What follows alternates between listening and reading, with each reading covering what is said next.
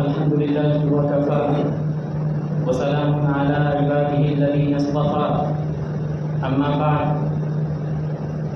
أعوذ بالله من الشيطان الرجيم بسم الله الرحمن الرحيم قل هل يستوي الذين يعلمون والذين لا يعلمون صدق الله العظيم. عن أبي هريرة رضي الله عنه قال قال رسول الله صلى الله عليه وسلم من سلك طريقا يلتمس فيه علما سهل الله له به طريقا إلى الجنة رواه ابن ماجه أو كما قال عليه الصلاة والسلام. محترم حضرات، ایک ایمان والے کے لیے، مسلمان کے لیے ایمان کے بعد جو سب سے زیادہ اہم چیز اور افضل چیز ہے وہ ہے علم دین. علم دین حاصل کرنا، دین کی باتوں کا علم، شریعت کے احکام کو جاننا اور شریعت کے احکام کو جاننے والے کا ادب کرنا، یعنی علماء کا ادب کرنا، یہ ایک ایمان کا تقاضا ہے. علم اور علماء کی فضیلت بیان کرتے ہوئے اللہ تبارک و تعالیٰ نے قرآن کریم کے اندر ارشاد فرمایا قل هل يستوي الذين يعلمون والذين لا يعلمون. سینکڑوں احادیث مبارکہ میں یہ حکم دیا جا رہا ہے کہ جس طریقے سے علم کا ادب ہمارے لیے لازمی ہے، علم دین کا ادب ہمارے دلوں کے اندر ہونا چاہیے، ایسے ہی ان علماء کی اور ان طلباء کی قدر بھی ہمارے دلوں کے اندر ہونی چاہیے.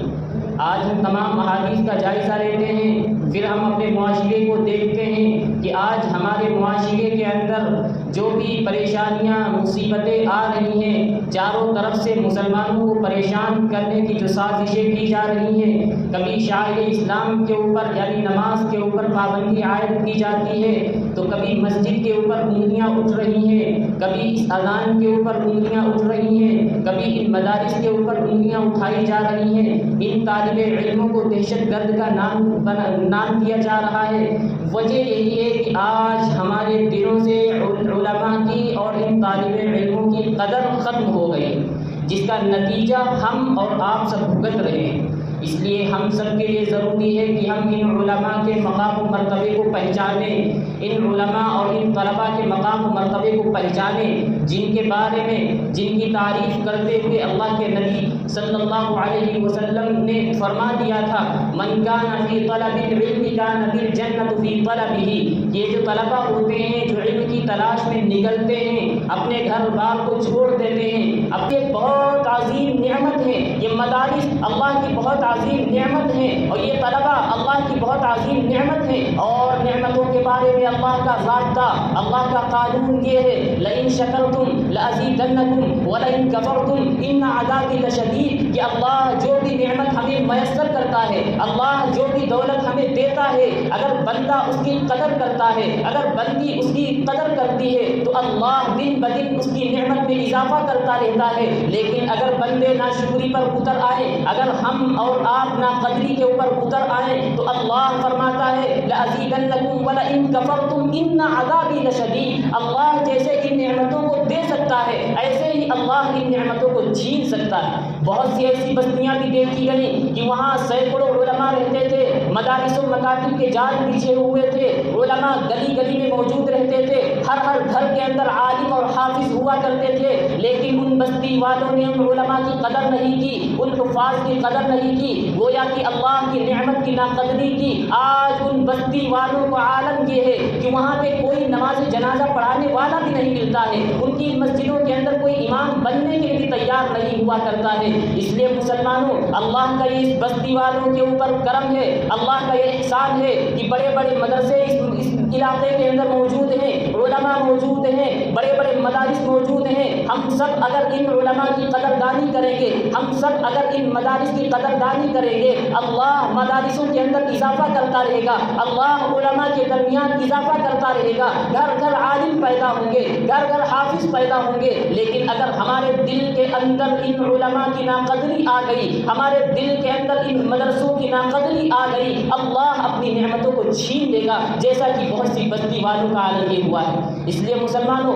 ہم اور آپ کے ارادہ کر لیں کہ آج سے کسی عالم کے بارے میں برا خیال تک نہیں لائیں گے. زبان سے کہنے کی تو دور کی بات ہے، ہم اپنے دل کے اندر بھی کسی عالم کے بارے میں برا گمان نہیں رکھیں گے. اپنے دل کے اندر بھی ہم کسی عالم کے بارے میں حسد اور جلن نہیں رکھیں گے. عالم بھی ہر طرح کے ہوتے ہیں، ظاہر سی بات ہے اس میں کچھ گڑبڑیاں بھی پیدا ہو جاتی ہیں، لیکن یہ آپ کو حق نہیں پہنچتا کہ آپ اس عالم کے اوپر انگلیاں اٹھانا شروع کر دیں. آپ کو یہ حق نہیں پہنچتا کہ آپ ان مدارس کے اوپر انگلیاں اٹھانا شروع کر دیں. آپ کو یہ حق نہیں پہنچتا کہ آپ اپنے ایمان کے اوپر انگلیاں اٹھانا شروع کر دیں. آج معاشرے کے اندر سب سے بدترین خرابی جو پائی جا رہی ہے وہ یہی خرابی ہے کہ آج کے جو مقتدی حضرات ہوتے ہیں اپنے اماموں کو کچھ نہیں سمجھتے ہیں، چہرے پر داڑھی تک نہیں، شرعی لباس تک نہیں، ٹخنے پیجامے سے بند ہوا کرتے ہیں، حرام کام ہو رہا ہے، پھر مسجد کے اندر آتے ہیں اور ان اماموں کے اوپر انگلی اٹھاتے ہیں. امام صاحب آج 2 منٹ لیٹ کیسے ہو گئے؟ امام صاحب چھٹی کے اوپر چھٹیاں کرتے رہتے ہیں. ارے خوب یاد رکھنا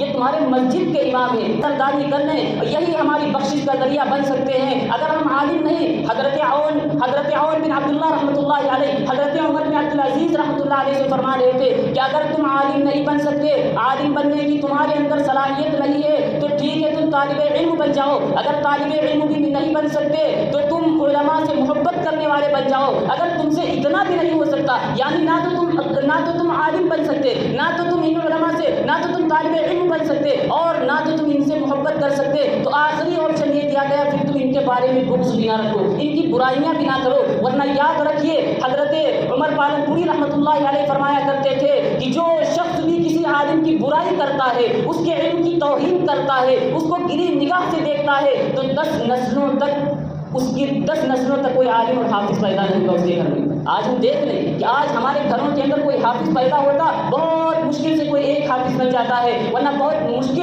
مصیبتیں جھیلنی پڑتی ہیں. اس لیے مسلمانوں آج ہماری حالت یہ ہے کہ ہمارے دلوں سے علماء کی قدر ختم ہو گئی. وہی اللہ نے اس کا نتیجہ یہ دیا کہ ہمارے گھروں کے اندر کوئی عالم پیدا نہیں ہو رہا، کوئی حافظ نہیں پیدا ہو رہا. اس لیے ضرورت اس بات کی ہے کہ ہم ان علماء کی قدر دانی کریں، ان کی محبت ہم اپنے دلوں کے اندر پیدا کریں. یہی ہماری مغفرت کا ذریعہ بن سکتے ہیں. مدینہ المنورہ کا ایک واقعہ لکھا ہوا ہے کہ ایک صاحب کا انتقال ہوا، جو کہ 6 مہینے کے بعد ایک قبر کھودی گئی تو اس میں ایک لاش برآمد ہوئی جس کا کفن جو تھا وہ بھی صحیح سالم ہے اور اس کا پوری لاش جو ہے بالکل درست ہے، کوئی کیڑے مکوڑے نہیں، تو بالکل جیسے رکھی جاتی ہے لاش اسی طریقے سے برآمد ہوئی. اب لوگوں کو جستجو پیدا ہوئی کہ ان کی کون سی خاص بات تھی جس کی وجہ سے اللہ نے ان کو یہ فضیلت دی. چنانچہ ان کے گھر والوں سے معلوم کیا گیا، ان کے صاحبزادے سے معلوم کیا تو کہا میرے والد صاحب کے اندر کوئی ایسی بات تو نظر نہیں آ رہی جس کی وجہ سے اللہ نے ان کو اتنا بڑا مرتبہ دیا. ہاں ایک بات ہے کہ وہ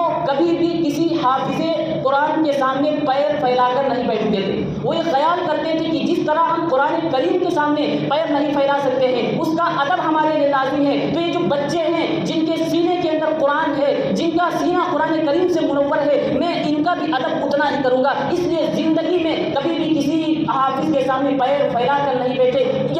اسی بات کا نتیجہ تھا کہ 6 مہینے کے بعد ان کی قبر کھود کر دیکھی گئی تو ان کی لاش بالکل جوں کی توں رکھی ہوئی تھی. اس لیے مسلمانوں اگر ہمارے دل کے اندر ادب آ جائے گا، ان علماء کی محبت، ان مدارس کی قدردانی آ جائے گی، اللہ ان نعمتوں کے اندر اضافہ کرتا رہے گا. لیکن یاد رکھیے اگر ناقدری ہوئی تو ایسی بستیاں بھی دیکھنے کو ملی ہیں کہ جہاں کوئی نماز جنازہ پڑھانے والا بھی نہیں ملتا ہے. اس لیے ہم اپنے دلوں کو پاک اور صاف کر لیں. اگر ذرہ برابر بھی کسی عالم کے بارے میں بدگمانی ہے یا ہم برائی کرنے پر تلے ہوئے ہیں تو آج سے باز آ جائے، ورنہ اللہ کی پکڑ بہت سخت ہے. اللہ کی یہ عظیم بندے، اللہ کی عظیم نعمت ہیں یہ جو علماء ہیں، یہ طلباء ہیں. انہی طلباء کی وجہ سے اگر اللہ کا عذاب آنے والا بھی ہوتا ہے کسی بستی کے اوپر، یہ بچے جو فجر سے پہلے اٹھ جایا کرتے ہیں، اللہ کا قرآن ان کے ہاتھ میں ہوا کرتا ہے، معصوم بچے ہیں، ابھی ان سے گناہ بھی نہیں ہوتے ہیں، پھر بھی اللہ کا قرآن لیے ہوئے بیٹھے ہوتے ہیں. اللہ اس بستی پہ اگر عذاب آنے والا ہوتا ہے اللہ اس عذاب کو بھی ہٹا دیتا ہے. اس لیے مسلمانوں ہم ان کی قدردانی کریں. یہ نہ سوچیں کہ میری عمر تو 60 سال کی ہے، یہ تو میرے سامنے بھی 15 سال کے ہیں، میرے سامنے پیدا ہوئے ہیں. آپ ان کے علم کی قدردانی کریں. اللہ ہم سب کو علم کی قدردانی کرنے کی اور اسی طریقے سے علماء کی قدردانی کرنے کی توفیق عطا فرمائے. آمین. وآخر دعوانا الحمد للہ رب العالمین.